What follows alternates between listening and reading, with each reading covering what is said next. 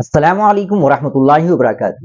ناظرین کرام، ملک کی ممتاز دینی و علمی شخصیت، اصلاحی تحریک کے روح رواں اور عصری و دینی تعلیم کے علمبردار مولانا غلام محمد وستانوی کے انتقال پر ملک بھر میں رنج و الم کی کیفیت چھا گئی ہے۔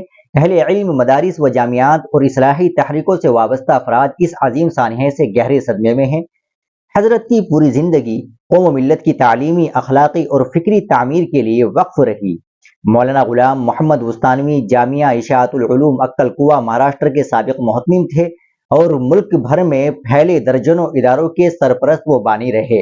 ان کے تربیت یافتہ ہزاروں علماء، حفاظ اور عصری تعلیم یافتہ نوجوان آج مختلف شعبوں میں ملک و ملت کی خدمت کر رہے ہیں۔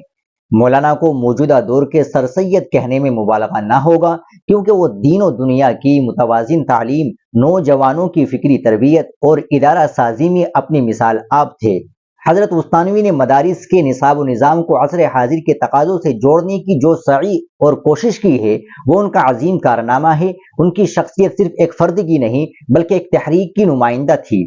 ان کی دینی فراست، انتظامی صلاحیت اور تعلیمی بصیرت آنے والی نسلوں کے لیے مشعل راہ ہے۔